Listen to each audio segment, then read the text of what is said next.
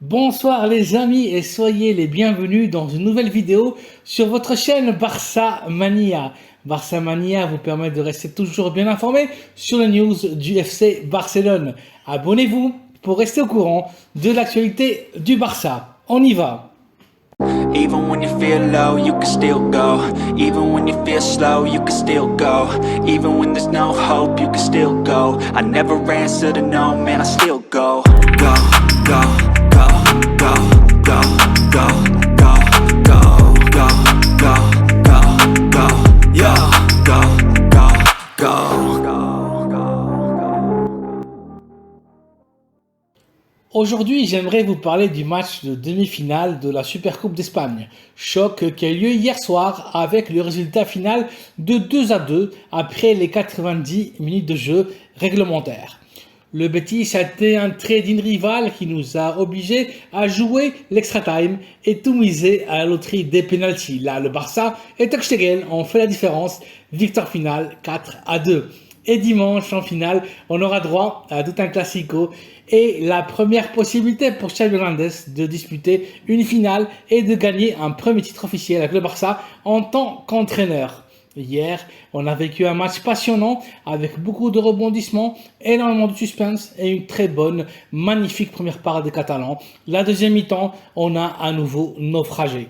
Cette équipe n'est pas en forme et baisse les bras dès qu'elle marque le premier but.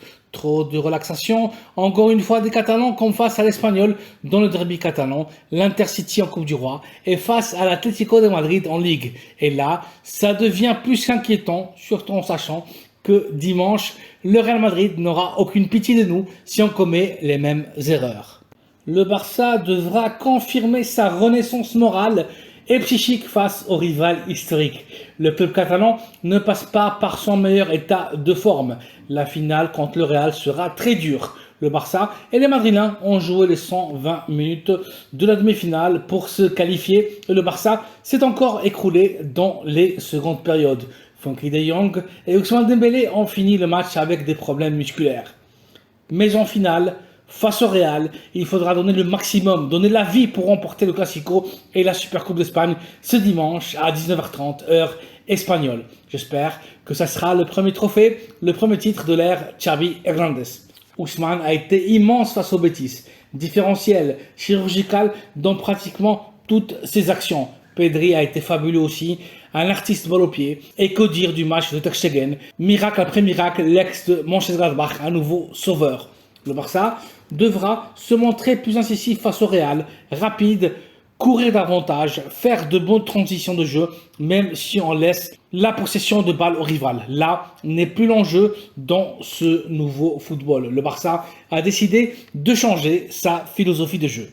Renoncer à abandonner définitivement le tiki-taka, on sait maintenant jouer, être derrière, jouer en défense basse et tuer les équipes à la contre-attaque. Ce n'est pas notre ADN, mais le foot a changé et on doit s'adapter. Le Barça est très fort derrière, un mur défensif. Koundé, Araujo et Christensen nous ont donné énormément de solidité. Plus de fuite, la défense du Barça est imperméable. L'équipe catalane a encaissé uniquement 6 buts dans les 16 matchs de Ligue disputés. On est la meilleure défense des 5 meilleures ligues européennes. L'équipe catalane a appris à reculer quand il le faut. Le Barça s'est affronté la difficulté, défendre, mais toujours être dangereux, létal à la contre. Mentalement, physiquement et surtout moralement, le Barça peut tout perdre ou tout gagner face au Real dimanche. Face au Betis, le 11 titulaire choisi par Xavi a été le suivant. Marc-André Ter Stegen sous les bois, Koundé au latéral droit, Jordi Alba à gauche, Araujo et Christensen dans l'axe de la défense.